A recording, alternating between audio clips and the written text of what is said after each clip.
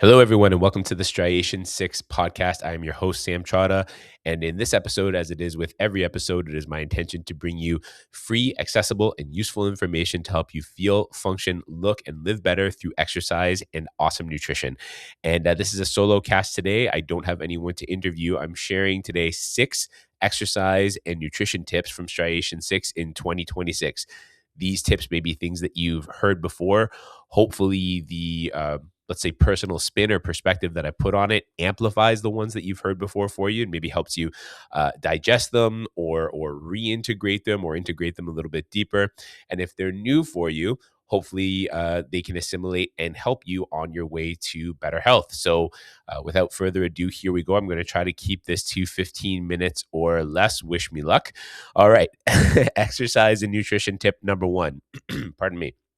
Start every meal with protein. Now, like with anything in exercise and nutrition, you don't need to be obsessed about this. If you have a meal that has some meat on it, some vegetables, some starch, you don't have to, eat all of the meat before you eat any of the other stuff. But even starting out with just a couple of bites of your protein will help you get satiated faster and feel fuller longer. This is a health producing thing. I don't have a bias towards meat. Well, I have a personal bias towards meat. I really enjoy meat. But if you're not a meat eater, whatever is on your plate that counts as your protein or is the richest source of protein, just start your meals by taking a couple of bites of the richest source of protein that you have available on your plate. You'll be fuller, as I said, longer, and you'll get satiated faster. This will help to ensure that you get adequate nutrition, all right, rather than becoming overnourished or undernourished. And it'll also be, frankly, muscle producing or at the very least, muscle sparing. It'll help the meal to be muscle sparing. And particularly if you're someone who's in a weight loss or a fat loss phase, that's of particular importance. Muscle is important to everyone. I have a huge muscle bias because it's the right thing to do. Tip number 2. Seek professional advice. Another bias of mine. I love people who seek professional advice because I am an advice giving professional when it comes to exercise and nutrition. But aside from my bias, the thing with seeking professional advice is getting the kind of professional advice that has value to you and also fits within your budgetary means. So if you're in a situation where you think, forget it, I can just do it, that's great if it gets you off the couch. Just doing it is awesome if it gets you off the couch. Beyond that, and particularly if you have parts of your system or of your health in general that might make just doing it a little more complicated than it would for someone who didn't have the same issues that you do, leveraging the expertise of a competent exercise and or nutrition professional might create far more value than whatever it costs. That doesn't mean you necessarily have to do one-on-one personal training sessions with someone 3 times a week for the rest of your life, but even just getting an assessment to, see if you're exercise ready or to see what foods or what nutrition strategies might work best for you, might work best for you is a good thing to do. If it's truly not within your means, do whatever you can. Lean on reputable sources online that are free of cost.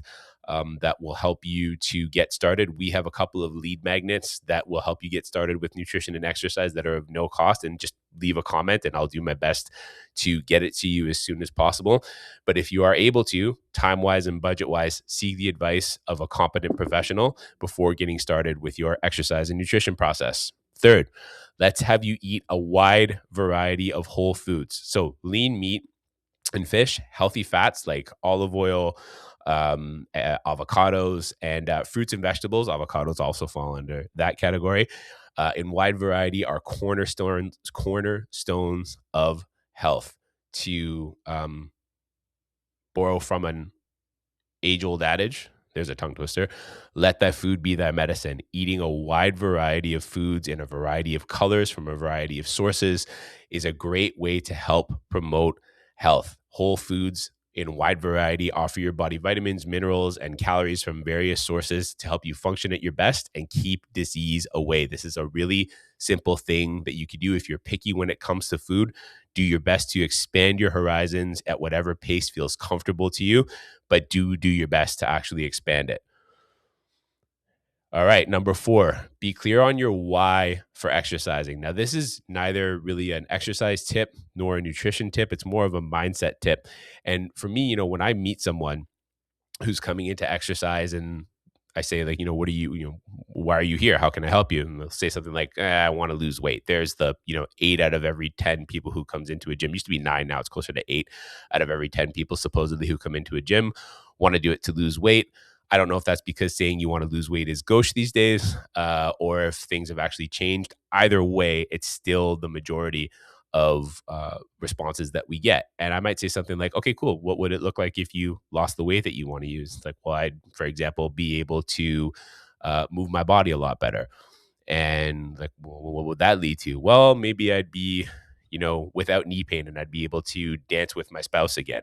Like, okay, so now we know what we're here for, right? We're looking for connection. We're looking for body confidence. We're looking for, the things that we really live for, not dropping 10 pounds. Now, if you want to just drop 10 pounds for the sake of dropping 10 pounds, be my guest. It's absolutely not a bad thing at all. And I'd certainly never judge anyone for it.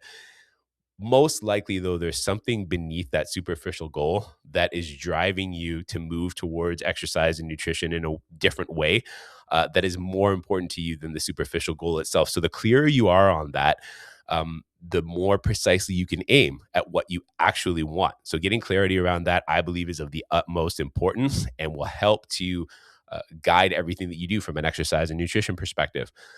Number 5, embrace the effort. All right, here we go.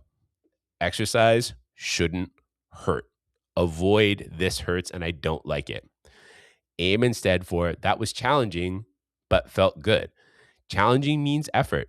Challenging means you're not always going to be in the mood to do it. Challenging means it's actually going to challenge you, hence the challenging part of challenging.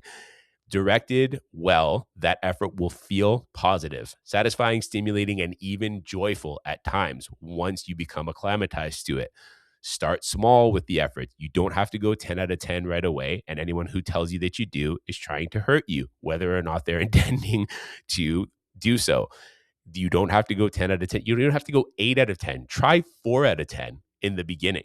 Really just get a taste of the resisted movement under your body, under your skin, and see what happens from there. Let your body become acclimatized and gradually build your effort to a point where you feel a significant challenge, but you can actually accomplish it, and then you can repeat it again as soon as possible. When you embrace the effort that way, it doesn't feel like a slog anymore. It feels like awesome.